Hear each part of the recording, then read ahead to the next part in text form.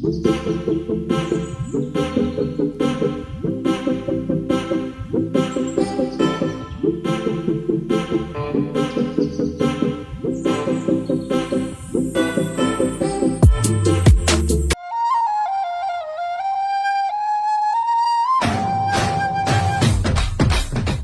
Friends, ನಮಸ್ತೆ.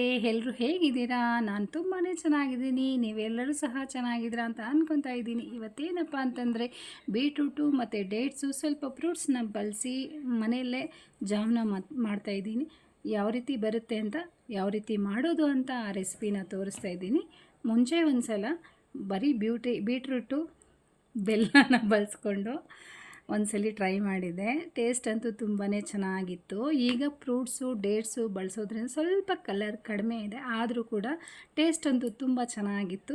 ನೀವು ಒಂದ್ಸಲ ಟ್ರೈ ಮಾಡಿ, ಬನ್ನಿ ನೋಡೋಣ. ನಾನು ಬೀಟ್ರೂಟು 2 ತೊಗೊಂಡಿದ್ದೀನಿ. ಅದ್ರ ಜೊತೆಗೆ ಬೆಲ್ಲ ಸ್ವಲ್ಪ ಬೆಲ್ಲದಲ್ಲಿ ಕಲ್ಲು ಅದು ಇದು ಇರುತ್ತೆ ಅಂತ ಹೇಳ್ಬಿಟ್ಟು ನಾನು ಹಚ್ಚ ಬೆಲ್ಲನ ತೊಗೊಂಡಿದ್ದೀನಿ. ಅದರಲ್ಲಿ ನೀಟಾಗಿರುತ್ತೆ ಅಂತ. ಹಾಗೆ ಪಪ್ಪಾಯ, ಸಪೋಟ ಮತ್ತು ಡೇಟ್ಸ್ನ ತೊಗೊಂಡಿದ್ದೀನಿ. ಡೇಟ್ಸು ಒಂದು 1/4 kg ಅಷ್ಟು ಇರುತ್ತೆ. ಸ್ವೀಟು ಚೆನ್ನಾಗಿರಲಿ ಅಂತ ಹೇಳ್ಬಿಟ್ಟು ಅದನ್ನು ಒಂದು 2 ನಿಮಿಷ ಬಿಸಿ ನೀರಲ್ಲಿ ನೆನೆಸ್ಕೊಂಡಿದ್ದೀನಿ, ಬೀಜ ಎಲ್ಲ ತೆಗೆಯೋದಕ್ಕೆ ಚೆನ್ನಾಗಿರುತ್ತೆ ಅಂತ. ಈಗ ಬೀಟ್ರೂಟ್ನ ನೀಟಾಗಿ ಚೆನ್ನಾಗಿ ತೊಳೆದು ಸಣ್ಣಗೆ ಹೆಚ್ಕೊಂಡು ಸ್ಟೀಮರಲ್ಲಿ ಹಾಕಿ ಬೇಯಿಸ್ಕೊತಾ ಇದ್ದೀನಿ. ಈ ಸ್ಟೀಮರ್ನ ನಾನು ಮೀಶೋದಿಂದ ತೊಗೊಂಡಿದ್ದು. ತುಂಬ ಚೆನ್ನಾಗಿದೆ ಪ್ರಾಡಕ್ಟು. ಇದರ ಲಿಂಕ್ ಬೇಕಾದರೂ ನೀವು ತೊಗೊಳ್ರಿ. ಈ ಸಲಾಡು ಎಲ್ಲ ಮಾಡೋದಕ್ಕೆ ನಾವು ಸ್ಟೀಮಲ್ಲಿ ಬೇಯಿಸ್ಕೊಂಡ್ರೆ ತುಂಬ ಚೆನ್ನಾಗಿ ಬರುತ್ತೆ. ಈ ಸ್ಟೀಮಲ್ಲಿ ಬೇಯಿಸ್ಕೊಳ್ಳೋಣ ಅಂತ ನೋಡಿದೆ, ಟೈಮು ಸ್ವಲ್ಪ ಕಡಿಮೆ ಇದ್ದಿದ್ದಕ್ಕೋಸ್ಕರ ಬೇಡ ಅಂತೇಳ್ಬಿಟ್ಟು ತೆಗೆದುಬಿಟ್ಟು ಕುಕ್ಕರಲ್ಲೇ 1-2 ವಿಸಿಲ್ಗೆ ಕೂಸ್ಕೊತಾ ಇದ್ದೀನಿ. ನೋಡಿದೆ ಟೈಮ್ ಸ್ವಲ್ಪ ತೀರಾ ಕಡಿಮೆ ಇದ್ದಿದ್ದಕ್ಕೋಸ್ಕರ ತೆಗೆದುಬಿಟ್ಟೆ. ಈ ಸ್ಟ್ರೀಮರಲ್ಲಿ ಸ್ವಲ್ಪ ಬೇಯೋದು ಲೇಟ್ ಆಯಿತು, ಯಾಕಂದರೆ ಕ್ವಾಂಟಿಟಿ ಜಾಸ್ತಿ ಇದ್ದಿದ್ದಕ್ಕೋಸ್ಕರ ಸ್ವಲ್ಪ ಟೈಮ್ ಜಾಸ್ತಿ ಆಗುತ್ತೆ ಅಂತೇಳ್ಬಿಟ್ಟು ಕುಕ್ಕರ್ಗೆ ಹಾಕ್ಬಿಟ್ಟು 2 ವಿಸಿಲ್ ಕೂಗಿಸ್ಕೊಂಡು ಸ್ವಲ್ಪ ಫ್ಯಾನ್ ಕೆಳಗೆ ತಣ್ಣಗಾದಮೇಲೆ ನಾನು ಮಿಕ್ಸಿ ಜಾರ್ಗೆ ಹಾಕಿ ಗ್ರೈಂಡ್ ಮಾಡ್ಕೊತಾ ಇದ್ದೀನಿ. ಎಲ್ಲ ಜೊತೆಗೆ ಫ್ರೂಟ್ಸು ಡೇಟ್ಸ್ನ ಸೇರಿಸಿ ಚೆನ್ನಾಗಿ ನುಣ್ಣಗೆ ಸಾಫ್ಟ್ ಆಗೋ ಥರ ಗ್ರೈಂಡ್ ಮಾಡ್ಕೊತಾ ಇದ್ದೀನಿ. ಪಪ್ಪಾಯ, ಸಪೋಟ ಎಲ್ಲ ಸೇರಿಸಿದ್ದೀನಿ.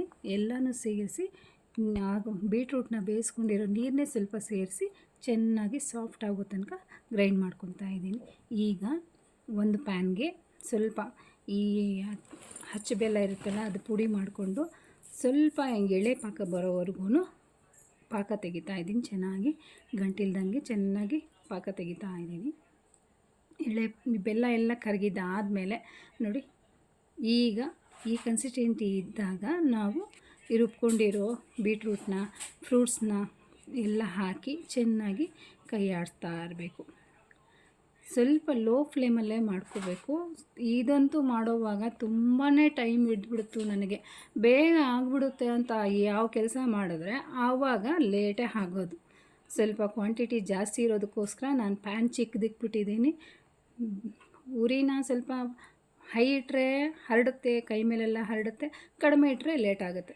ಏನೇ ಆಗಲಿ ಇದಂತೂ ತುಂಬ ಟೈಮ್ ಹಿಡೀತು, ಆದರೆ ಟೇಸ್ಟ್ ಮಾತ್ರ ತುಂಬ ಚೆನ್ನಾಗಿತ್ತು.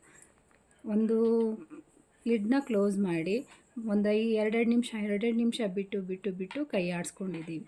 ಸ್ಟವ್ವು, ಕೌಂಟರ್ ಟಾಪು ಎಲ್ಲನೂ ಹರಡ್ಬಿಡ್ತು. ಅವತ್ತಂತೂ ಕ್ಲೀನ್ ಮಾಡೋಕ್ಕೆ 2-3 ಸರಿ ಆಯಿತು. ಈ ಜಾಮ್ ಮುಗಿಯೋಷ್ಟೊತ್ತಿಗೆ ರೆಡಿಮೇಡ್ ತೊಗೊಂಬಿಟ್ಟಿದ್ರೆ ಚೆನ್ನಾಗಿರ್ತಪ್ಪ ಅನಿಸ್ಬಿಟ್ಟಿತ್ತು. ಫಸ್ಟ್ ಟೈಮ್ ಮಾಡಿದಾಗ ಇಷ್ಟು ಸಫರ್ ಆಗಲಿಲ್ಲ. ಈ ಸರಿ ಮಾಡೋವಾಗಂತೂ ಕ್ವಾಂಟಿಟಿ ಜಾಸ್ತಿ ಇತ್ತು. ಈ ಫ್ರೂಟ್ಸ್ ಎಲ್ಲ ಹಾಕೋದಕ್ಕೋಸ್ಕರ ಅದರಲ್ಲಿ ಲಿಕ್ವಿಡ್ ಅದು ನೀರಿನ ಅಂಶ ಸ್ವಲ್ಪ ಜಾಸ್ತಿ ಇದ್ದಿದ್ದಕ್ಕೋಸ್ಕರ ಟೈಮ್ ಅಂತೂ ತುಂಬ ಹಿಡಿದ್ಬಿಡ್ತು. ಎಷ್ಟು ಸರಿ ಒರೆಸ್ಕೊಂಡಿದ್ದೋ ಸ್ಟವ್ನ, ಕೌಂಟರ್ ಟಾಪ್ನ ಎಲ್ಲನೂ. ಇರಲಿ, ಇಷ್ಟಪಟ್ಟು ಮಾಡಬೇಕು ಕೆಲಸ ಅಂತಂದರೆ ಆರೋಗ್ಯವಾಗಿ ಯಾವುದೇ ಒಂದು ರೆಸಿಪಿ ಮಾಡಬೇಕು ಅಂತಂದರೂ ಟೈಮ್ ಜಾಸ್ತಿ ಹಿಡಿಯುತ್ತೆ, ಸ್ವಲ್ಪ ಸಹನೆಯೂ ಬೇಕು ಈ ಜಾಮ್ ಮಾಡೋದಕ್ಕಂತೂ. ನೋಡಿ, ಕೈ ಬಿಡ್ದಂಗೆ ಆಡಿಸಿ ನೀರು ಚೆನ್ನಾಗಿ ಹಿಂಗೆ ತಳ ಹಿಡಿಯೋ ಅಷ್ಟೊತ್ತು ನಮ್ಗೆ ಗೊತ್ತಾಗ್ಬಿಡುತ್ತೆ ತಳ ಹಿಡಿತಾ ಇದೆಯಾ ಇಲ್ವಾ ಅಂತೇಳಿ. ನನ್ನ ಮಗಳು ಒಂದು ಕಡೆ ಅದನ್ನು ಮಿಕ್ಸ್ ಮಾಡ್ತಾ ಇದ್ದಾಳೆ, ನಾನೊಂದು ಕಡೆ ಸ್ಟವ್ನ ಒರೆಸ್ತಾ ಇದ್ದೀನಿ. ನೋಡಿ, ಈಗ ಎಲ್ಲ ರೆಡಿಯಾಗಿದೆ. ಕಲಸಿ ಕೈಯೇ ನೋವು ಬಂತು. ಇದೆಲ್ಲ ಆದಮೇಲೆ ತಳ ಹಿಡಿಯೋ ಟೈಮ್ಗೆ ನೀರೆಲ್ಲ ಹಿಂಗಿದ್ಮೇಲೆ ಇಳಿಸ್ಬಿಟ್ಟು ಫ್ಯಾನ್ ಕೆಳಗಿಟ್ಟು ಒಂದು 2 ಅವರ್ ಬಿಟ್ಬಿಟ್ವಿ. ಈಗ ಬಾಕ್ಸ್ಗೆ ಹಾಕ್ಕೊತಾ ಇದ್ದೀವಿ. ಇದನ್ನಿನ್ನೂ ಬ್ರೆಡ್ಗೆ ಹಾಕಿ ಟೇಸ್ಟ್ ಮಾಡಲಿಲ್ಲ, ನಮಗೆ ಟೈಮೇ ಸಾಕಾಗಲಿಲ್ಲ. ಅದಕ್ಕೋಸ್ಕರ ಒಂದು ಡಬ್ಬಿಗೆ ಹಾಕಿ